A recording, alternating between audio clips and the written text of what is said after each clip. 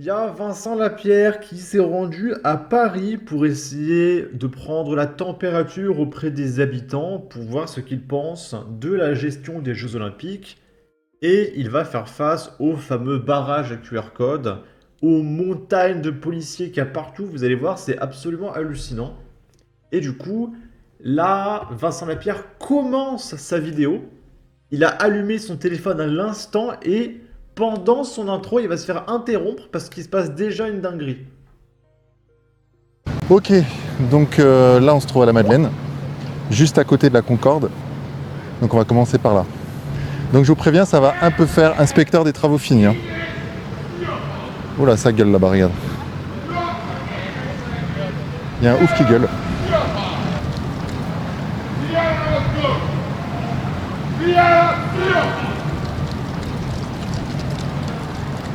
Ok, donc là vous avez vu, ça fait littéralement 30 secondes qu'on a allumé la caméra. Hein.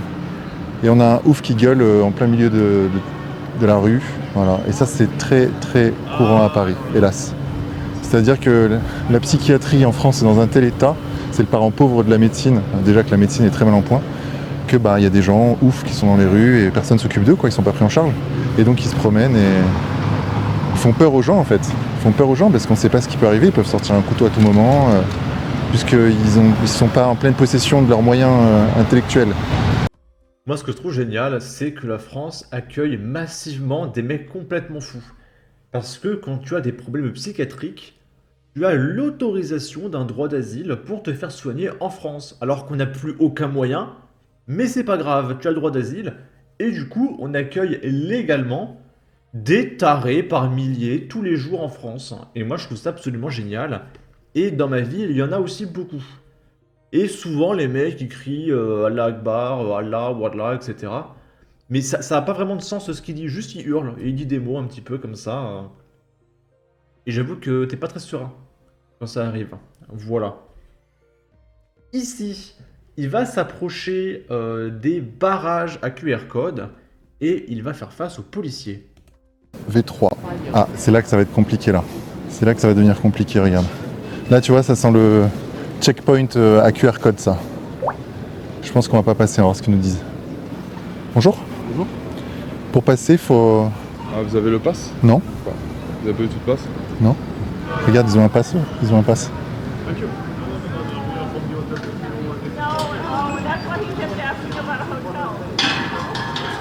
Et tu vois, en arrière-plan, il y a un camion de pompiers, de police qui est passé. Là, il y a des camions de police qui circulent. Alors que déjà de base, il y a personne qui passe, mais au cas où, on sait jamais. Enfin, vraiment, Paris, actuellement, c'est un bastion. C'est imprenable, hein, vraiment.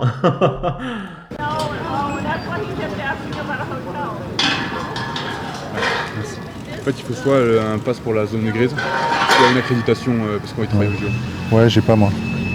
J'ai ni l'un ni l'autre. Du coup, je peux pas passer quoi, c'est ça? Non, Ok. Et le pass, c'est pour les gens qui habitent là en fait, uniquement. non, pas du tout. En fait, ça se prend sur internet, sur le site de la mairie de Paris. Et puis, vous pouvez accéder aux zones. Et c'est le but, c'est quoi le but du pass? C'est pour éviter qu'il y ait trop de monde autour des... Pour contrôler surtout l'identité des personnes qui rentrent. Ok, d'accord. Donc c'est question sécuritaire en fait. Ok, d'accord. Et de restreindre aussi, notamment, l'accès à la zone aussi. Ok, d'accord. Très bien. Merci et bon courage. Hein. Donc on doit faire le tour, c'est ça? Les champs, ils sont fermés aussi? Non, c'est ouvert, il faut faire le tour par la gauche. Ok, super, merci. Ok, donc là, inutile de... Alors c'est bizarre parce que on est en 2024 et quand Vincent Lapierre s'adresse aux policiers, il dit bonjour, au revoir, bonne journée.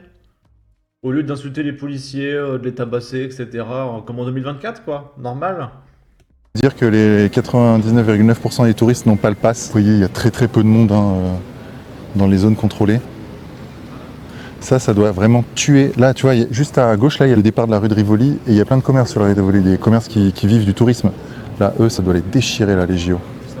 Ça doit leur faire très très mal. On va prendre notre... Et du coup, imaginez déjà que si les Français de base n'arrivent pas à circuler, les touristes, ils viennent en France, bah ils peuvent pas visiter la France. Parce qu'ils sont pas au courant des histoires de passe-jeu, etc. Et il va en reparler après. Là, il arrive aux Champs-Élysées. Et regardez, tout ça là, c'est des camions de police alignés. Regardez, il y en a plein. En fait, toute la rue est bleue de camions de policiers. Il y a peut-être, sans exagération, je dirais 200, 300 policiers sur la rue, en fait. Putain, mais regarde ce bordel là. Regarde, on dirait que tous les policiers de France sont ici. Là, c'est un truc de ouf.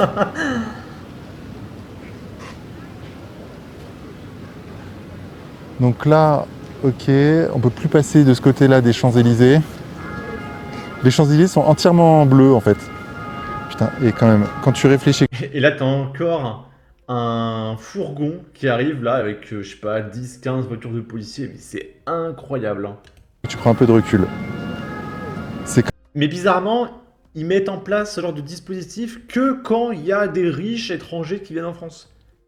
Quand il y a un prolo en campagne qui demande un peu plus de sécurité, c'est un facho. Par contre, quand il y a des riches qui viennent fêter un événement, là, bizarrement, on va appeler 856 millions de voitures de police. C'est quand même bizarre, hein. Quand même un événement sportif, tu vois. Les gens, enfin, c'est censé être organisé pour faire la fête, pour communier en fait, pour que le monde entier communie dans le sport. Et on se croirait dans Guantanamo, quoi. Enfin, ça montre quand même qu'il y a un problème dans le monde. Il y a un vrai problème. Ça se trouve en plus c'est sous-dimensionné, quoi. Parce que même avec ça, qui empêchera un type de se faire péter ou de tirer dans la foule? En fait, ils peuvent pas l'empêcher, ça, tu vois. C'est que même, ils pourraient mettre un policier par personne, il pourrait toujours se passer quelque chose, tu vois. Mais voilà, s'ils donnent le change médiatiquement, pour dire s'il se passe quelque chose, on a tout fait pour pas que ça arrive. En fait, vous ne pouviez pas tout faire, c'est impossible. Quand t'as des oufs qui veulent se faire péter quelque part, bah c'est mort. Le problème, c'est qu'il y a trop de oufs dans le monde, en fait. À l'échelle du monde, il y a une vraie tension, il y a un vrai contexte ultra tendu. Au niveau géopolitique et même au niveau français, simplement français, hein. C'est très... Bizarrement, en Andorre, il n'y a pas ce genre de problème, hein. Le dernier meurtre en Andorre, c'était il y a 15 ans, quoi. très tendu politiquement et donc voilà, et putain, c'est les Jeux Olympiques, quoi. On parle des Jeux Olympiques, bordel. Le sport qui d'ailleurs est censé être une soupape, précisément pour éviter la violence sur le terrain politique et sur le terrain physique. Le sport sert à ça, entre autres. Génial. Ça marche pas trop, hein, apparemment. Ah, regarde ça.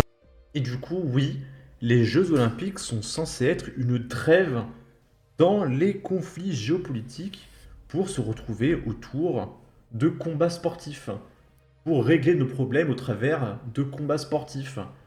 Sauf qu'en 2024, il y a des conflits avec la Russie, on interdit aux athlètes russes de venir participer, il y a les députés LFI qui appellent ouvertement ses électeurs à s'en prendre physiquement aux athlètes israéliens.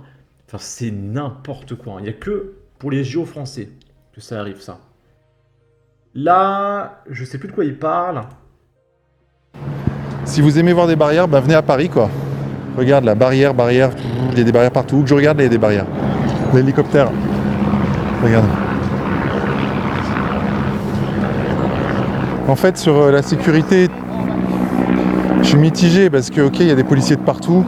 Donc d'un côté, on pourrait se dire, ah, génial, il y a des policiers de partout, super, on est en sécurité. Et en fait, c'est un peu l'inverse qu'on se dit, quoi. C'est qu'on est obligé d'avoir autant de policiers pour avoir un semblant de sécurité qui est en fait illusoire. C'est ça qui est gênant. On aimerait bien vivre dans un monde où il n'y a pas besoin d'autant de policiers pour assurer notre sécurité, tu vois. C'est ça le problème. Regarde les gradins pour la cérémonie d'ouverture. Avec la tour Eiffel en fond, là. Il paraît que les places ici, elles sont extrêmement chères. Je vais regarder le prix des places sur ces gradins. Oh, 2700 € la place. Eh bah dis donc, il y a du monde, hein. Qui sait, sans déconner, à part les méga bourgeois de Paris, qui vont payer 2700 € pour s'asseoir sur un gradin, regarder des bateaux, voilà, avancer avec une cérémonie complètement claquée. C'est incroyable. Moi, je suis en train d'organiser mes vacances au Japon avec ma compagne. Bah, c'est le prix des vacances au Japon, en fait. Pour cette somme-là, vous avez le choix entre passer une semaine au Japon et s'asseoir sur un gradin à Paris pour regarder des bateaux nager dans une scène toute pourrie, à moitié marron, qui est baignable. Elle est pas bonne, hein, elle est baignable. C'est-à-dire que c'est autorisé de se baigner parce que ça va, les risques de mourir sont pas trop élevés, d'accord? Quelle horreur, quelle horreur. En fait, le truc, c'est qu'ils ont mis tellement de barrières. Regarde, tu vois, les barrières ici, barrières là-bas, barrières partout, qu'en fait, on est dans un goulot d'étranglement. Ils ont créé le bouchon, en fait. Regarde, 2700 € pour être ici, quand même. Putain, j'en reviens toujours pas. En plus, à mon avis, avec la mairie qui a dû donner des places, tu sais, aux gens de la mairie.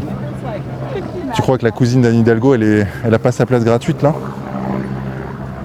Avec les passes droits et tout, non seulement c'est cher, mais en plus tu sais qu'il y a une injustice. T'as des gens qui y vont gratos, putain. Juste parce qu'ils ont des contacts dans la mairie. Enfin, moi je m'en fous, ça m'intéresse pas du tout. La cérémonie d'ouverture des JO, j'en ai rien à taper. Je pense qu'on est nombreux dans ce cas. Non, franchement, un bon système, ce serait tirage au sort. Là, là, ce serait vraiment un truc cool. Là. Ceux qui veulent assister à la cérémonie d'ouverture s'inscrivent sur un site. Et ensuite, à une date précise, à une date donnée, tirage au sort. Voilà. Là, on est bien là. Tirage au sort, voire même avec un prix... on fait payer l'entrée, mais un prix abordable, quoi. Genre, là, franchement, je paye quoi? Je paye 200 € max pour assister au truc. Voilà, tu mets un tarif à 100 €, 150 € pour les bien placés. Tu t'inscris sur un site et ensuite tu fais le tirage au sort. Voilà une politique équitable. Il faudrait que je préside ce pays, en fait.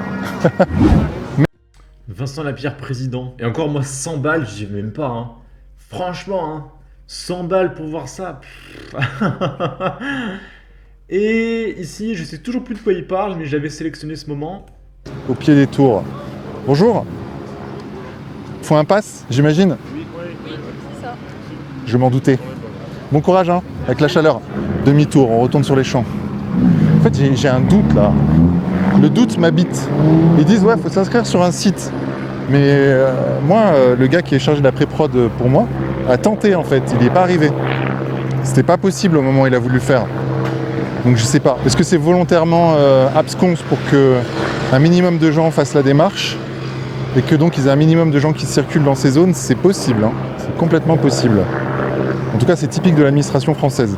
Donc voilà, moi là, je suis dans la peau d'un touriste qui n'a pas son pass, puisque déjà énormément de Français l'ont pas, donc je vois pas pourquoi un touriste aurait ce pass. Bah, le touriste, en fait, il voit quoi? Il voit des barrières, des policiers et que les principaux monuments, les Invalides, la Concorde, les Tuileries pour l'instant, sont fermés au public. Donc là, tu as payé ton billet d'avion et tu tombes sur ça. C'est génial.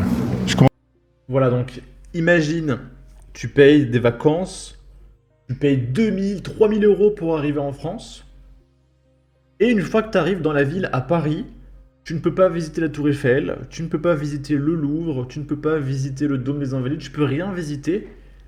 Et il te faut un pass que même un Français n'arrive pas à avoir parce que l'administration française est trop catastrophique. Et de toute façon, le délai pour avoir ton pass, c'est 2 mois. Déjà, je ne comprends pas le concept. Donc, c'est-à-dire que même le touriste, il arrive, il veut son pass, vu qu'il faut 2 mois, il n'arrivera pas à l'avoir, c'est trop tard. Et puis évidemment, s'il est aux States, au Brésil, en Argentine ou quoi, mais il n'est pas au courant des histoires de pass, etc. Donc il arrive en France, ah il faut un pass, bah attendez je vais le prendre, ah il faut 2 mois, trop tard. Et donc voilà, les vacances sont claquées, il a payé 2000, 3000 €. Ça va être merveilleux quand les journalistes étrangers vont arriver pour essayer de faire du reportage, et on va leur dire bah non, vous pouvez pas passer parce qu'il faut un pass, et il faut 2 mois pour l'avoir. Donc les journalistes ils seront arrivés dans le pays, ils pourront pas tourner leur reportage. Ils vont en parler dans leur pays d'origine, regarder la France, l'état actuel du pays, etc. On va se faire allumer devant tout le monde. Je commence à râler là. Je commence à râler. Après. Ok. Ici, je sais toujours pas. C'est des moments que j'ai sélectionnés. Hein. Super. Il y a quand même beaucoup de policiers. Ok, donc là il va interviewer un passant, c'est ça. Et le passant va donner son ressenti sur la ville de Paris actuellement. Si, on voit un dispositif policier très très important. Ouais, c'est sûr, bah on peut pas marcher sans avoir je ne sais combien, donc tant mieux, mais j'ai peur que du coup ça pète, là il y aura pas de policiers. Parce que du coup ils sont très concentrés au même endroit. Vous, ça vous rassure de voir autant de policiers honnêtement ou pas? Ouais, mais ça prouve bien qu'il y a un problème quand même. Oui. Mais ouais, c'est rassurant parce qu'on sait que s'il y a un truc, ils interviendront dans la minute ou dans les secondes qui arrivent, mais...